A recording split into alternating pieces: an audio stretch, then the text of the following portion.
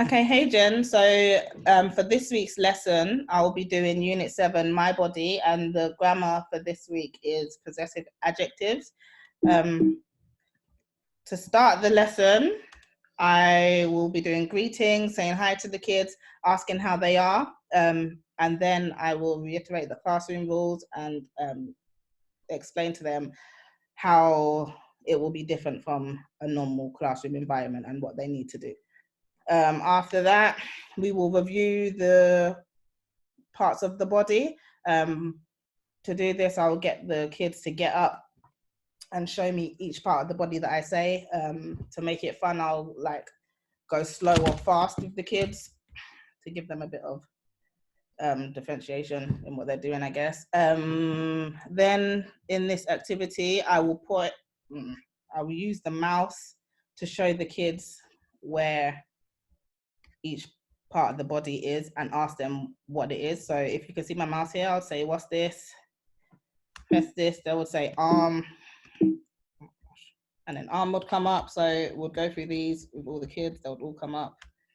And then the next part is we would review parts of speech. So previously we've gone through nouns, adjectives, and pronouns. So we will review them by asking each child if they know what they mean and if they can give me an example of a noun, adjective, and pronoun. Okay, after this, they will watch we will have question time. So with this, I will ask questions to the kids. For instance, like, is your hair red? For comprehension, the kid will have to answer yes it is or no it isn't. So this is introducing possessive adjectives for your, or is his hair, or is her hair. So I'm introducing possessive adjectives at this point.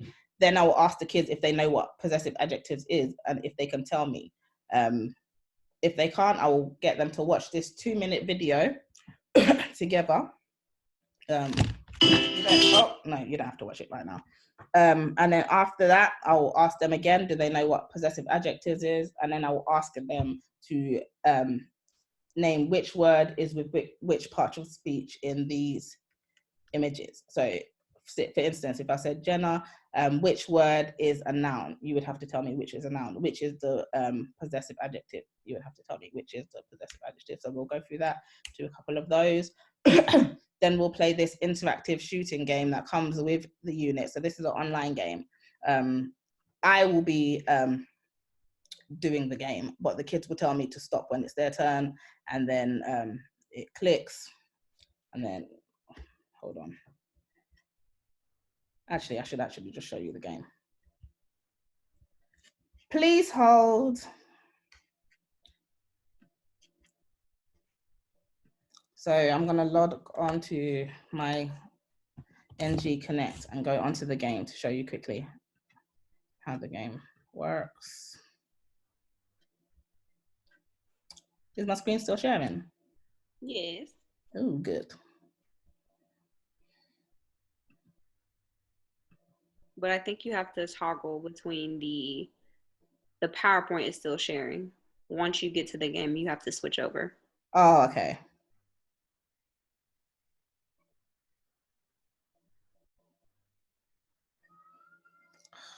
Any day now. Okay.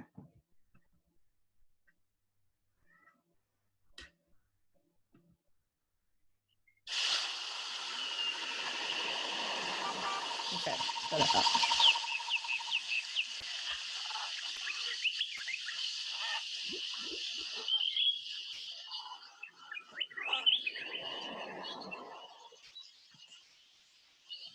Okay. Did you see? Yeah.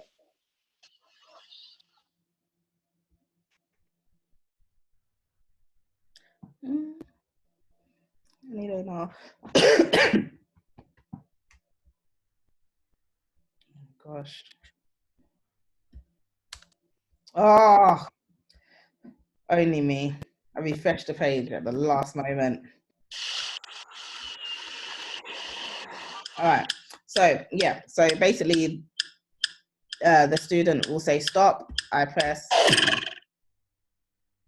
this comes up and they have to say one or two. I like blah, blah, blue eyes. I like his blue eyes. I like your blue eyes. So they have to tell you the answer.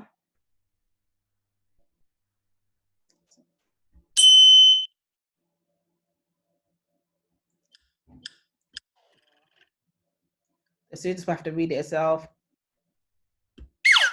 So yeah, if you choose the wrong one, it just goes off like that. And then it says 3 of 10 attempts, but we'll just go through as a class and not individually. Hold on, let me come out of that because it's making an annoying sound. Okay. Share screen again.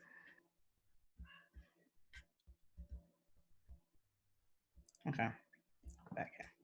Right. So we got to the possessive adjective shooting game.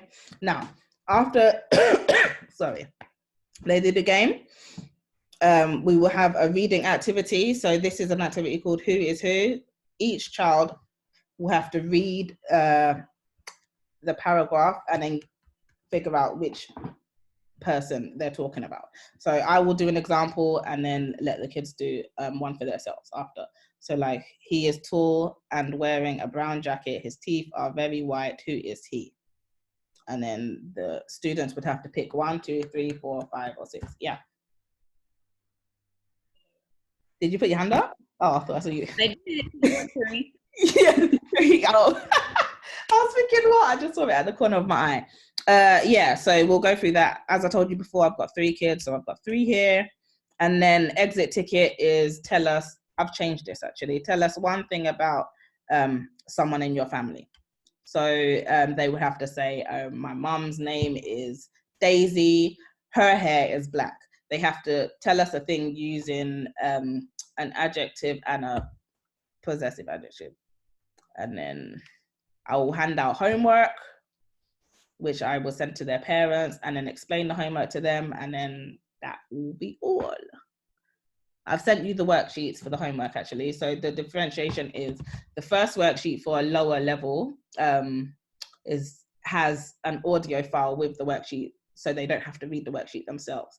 The second worksheet is for the average standard class, which is just a normal worksheet, no audio. And then the third worksheet is more to concentrate on possessive adjectives in a deeper level, because if it's a gifted kid, I think they know the body quite well and the grammar structure, so they need to be pushed into further learning. So yeah, that's it. What do you think? Okay, so I took some notes while you were talking, and I'll share them with you, and then we can talk about anything that you don't understand. So just as you were going through, I saw what you're opening. I love that you set classroom expectations, and you said what you want the kids to do and how you will start the lesson. Be sure to definitely encourage the kids to speak English at home and review whatever we learn in class with their parents or whoever they're at home with. With I love the positives you did when you did your classroom expectations. You didn't just say, don't do this, don't do this. I love that you use positive language, be kind, be nice, use good English, use good words. I love it. One thing that you can use or not use, just a suggestion, after you review body parts, you can have them do maybe like a Simon Says game to say, okay, to get them up and moving, so they're just not sitting there. I do have a question. In terms of body parts, do they need to be able to spell them or just recognize them? Just recognize them. Spelling is not a requirement in ESL K2, so they can just recognize them. But with the higher learning student, I will get him to read it as well. Okay. I love the game. I would just say make sure that it's pulled up beforehand so that you're not refreshing it.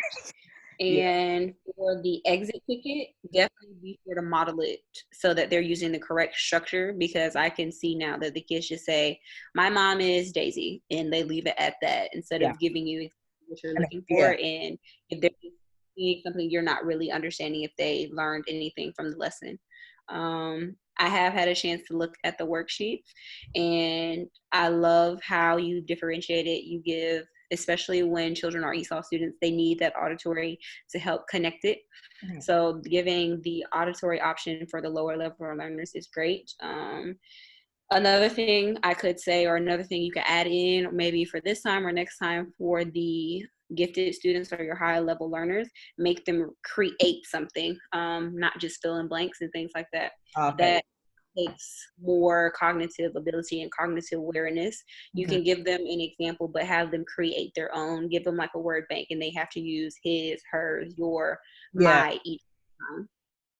But those are some things I saw. I see some great things. I can't wait to see how they do. Thank you, Jenna. I really do appreciate that, and I'm glad you like my lesson.